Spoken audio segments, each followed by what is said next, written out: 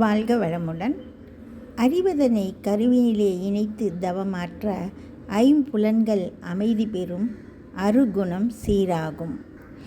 விருப்பம், சினம், வஞ்சம், மதம், பால்கவர்ச்சி, விளைவறியா கடும்பற்று என்ற 6 தீய குணங்களை மனம், சகிப்புத்தன்மை, உளமார்ந்த மன்னிப்பு, மெய்வுணர்வு, கருத்துடைய கற்பு நெறி, ஈகை என்ற கலங்கமில்லா நற்குணங்களாக மாற்றும் அருகுண சீரமைப்பு குறித்த ஒரு சிறிய நாடகத்தினை மௌன வேதம் என்ற தலைப்பில் இப்பொழுது காண்போமா?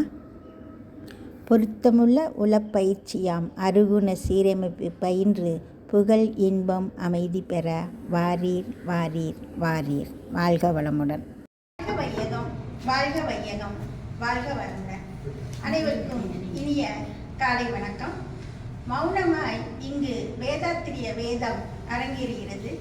நீங்கள் இப்போது பார்த்து ரசித்து சிந்திக்க இருப்பது மௌன வேதம், மௌன நாடகம். வாழ்க வளமுடன்.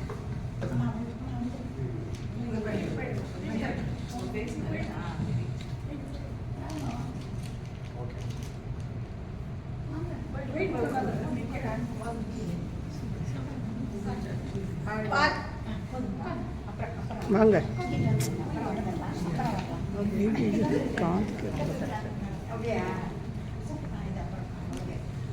வாழ்க வளமுடன்.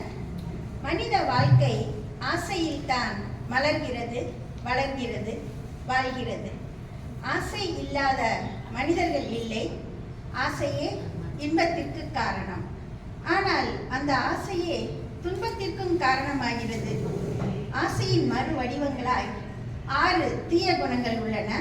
அத்தீய குணங்களை நற்குணங்களாக மாற்றி இன்பம் அனுபவிப்பதே அருகுண சீரமைப்பு பயிற்சியாகும். என்னங்க, இங்க ஒரு 6 பேர் அமைதியா பொம்மை மாதிரி நிற்கிறாங்களேன்னு பார்க்குறீங்களா? அவங்க வேற யாரும் இல்லைங்க, 6 தீய குணங்களின் பிரதிநிதிகள் தான் இவங்க.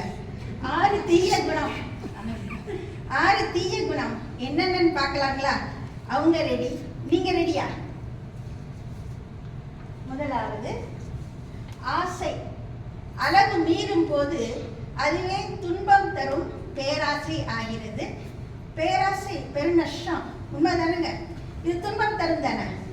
அடுத்தது இரண்டாவது, ஆசை நிறைவேற தடை ஏற்பட்டால் அது சினமாக மாறி துன்பம் தருகிறது. சினம் மனிதர் வாழ்வை சீரழிக்கும் நச்சுத்தானே, இது துன்பம் தரும் இல்லைங்களா? அடுத்தது மூன்றாவது தீய குணம் கடும் பற்று. இது ஆசை வயப்பட்ட பொருளை, நபரை தனக்கென மட்டுமே காத்திடும் செல்ஃபிஷ் தீய குணங்க, அளவற்ற துன்பம் தரும் இது. நான்காவது முறையற்ற ஆசை, முறை தவறிய ஆசை, ஒழுக்கம் மீறிய கட்டுப்பாடற்ற பிறர்பால் தோன்றும் ஆசை, விளைவு முறையற்ற பால் கவர்ச்சியினும் தீய குணங்க. அடுத்தது ஐந்தாவது அதீத ஆசையினால், தெளிவற்ற ஆசையினால், சூழ்நிலை கருத்து மதிப்பால் உயர்வு தாழ்வு மனப்பான்மை எனும் தீய குணங்க.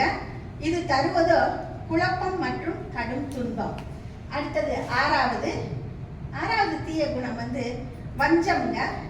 ஆசையினால் ஏற்படும் சினத்தை இருப்பில் வைப்பதால் ஏற்படும் துயரமே இந்த வஞ்ச குணம்.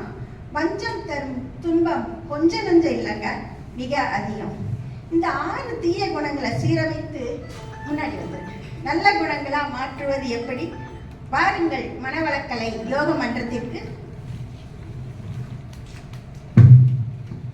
துன்பம் நீங்கி இன்பம் பெற உதவும் நல்ல பயிற்சிகள் இந்த மனவளக்கலை மன்றத்தில் வழங்கப்படுதுங்க. மன அமைதி பெற மௌனம், உடல் நலம் பெற உடற்பயிற்சி, மன வளம் பெற அகத்தவம், உயிர் வளம் பெற காயக்கல்பம், அருகுணம் சீரமைக்க அகத்தாய்வு பயிற்சி. ஆனால் இத்தனை பயிற்சிகளாக நம்ம யோகா கிளாஸை சொல்லி தராங்க. சூப்பருங்க, இது வரைக்கும் நமக்கு தெரியலையே. சரிங்க, இந்த 6 தீய குணங்களை சீரமைத்தால் என்ன நல்ல குணம் வரும், நன்மைகள் கிடைக்கும் பார்க்கலாங்களா? நிறைமனம் உண்டானால் பேராசை போயே போச்சு. பொறுமை எனும் நற்குணம் வளர்ந்தால் சினம் இஸ் கான். ஈகை பிறருக்கு கொடுத்தல் எனும் நற்குணத்தால் கடும் பற்று காணாமல் போச்சு. காயக்கல்ப பயிற்சியினால் காக்கப்பெற்ற நற்குணமாம் கற்பு நெறியால் முறையற்ற பால் கவர்ச்சி பறந்தே போச்சு. ஆல் ஆர் ஈக்குவல் என்ற சம நோக்கு நேர்நிறை உணர்வால் உயர்வு தாழ்வு மனப்பான்மை ஓடிய போச்சுங்க. மன்னிப்பு எனும் மாபெரும் நற்குணத்தால் வஞ்சம் எனும் தீய குணம் மாறியே போச்சு. மன்னிக்கும் குணம், இந்த நற்குணங்கள்லாம் எப்படிங்க வந்துச்சு?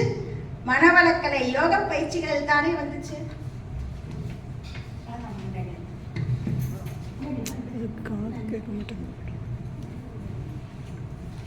அன்பர்களே, நீங்களும் இந்த 6 தீய குணத்தை சீரமைக்க நம்ம மனவளக்கலை பயிற்சிக்கு வாங்க. வாழ்வு வளம் பெறும். அருகுணம் சீரமைத்தோம் மௌனமாக. அன்பர்கள் அனைவருக்கும் அன்புடனே நன்றி சொல்கின்றோம் மௌனமாக. இது மௌன வேதம், வேதாத்திரிய சாரம். அனைவருக்கும் நன்றி. வாழ்க வளம்.